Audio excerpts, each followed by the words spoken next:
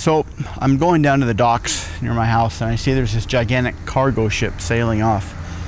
And I asked them where they're going, and they said they're going to Europe. And I asked them how much it would cost for a ticket, and they said they had one ticket left for a small room. And I wasn't aware that on cargo ships they also book between 10, 15, sometimes 20 rooms for just passengers who want to get a cheaper fare than if they were to book on a cruise ship. So I get on this cargo ship, and it's completely no frills. The room has water, that's it. I have to eat up in the mess hall with all the other sailors and merchant marines or whatever they're called.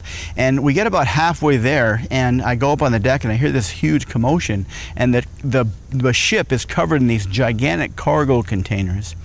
And they started acting like they're having some kind of a party, kind of like when in the movies where they cross the equator, and they have some kind of huge equator party for people that have never crossed the equator and throw them in the water and stuff. It was like that, but I knew we weren't crossing the equator, so I go upstairs, I go up on the deck to see what was happening.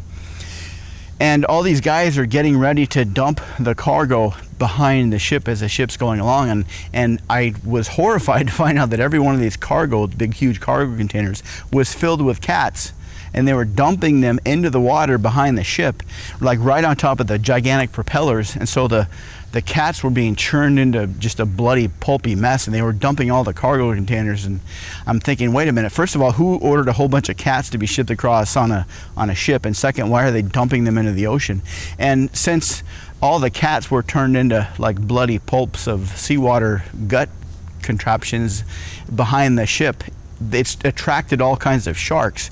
And so within a couple of hours after they had dumped all of the cats into the water, and all the cats were ground up by the propellers into a murky, bloody mess, the sharks were like just swarming behind the ships, and the sailors started jumping into the water. At first they were like kind of pushing each other in, kind of like at a pool party where some people start pushing others in, and everyone started pushing everyone in, and pretty soon everyone started jumping in the water. It was like that, except people were jumping into the sharks. And pretty soon I was the only guy left on the ship, because there's no goddamn way I'm jumping into the ocean filled up with sharks that are pissed off that they've showed up, and all that there is to eat is a bunch of blood and not any kind of meat or anything, because it was all churned up by the propellers. And so I go to the captain's area where they have all the steering equipment, and I didn't know how to drive a boat, so I just drifted on that cargo ship for a couple of weeks before I was rescued.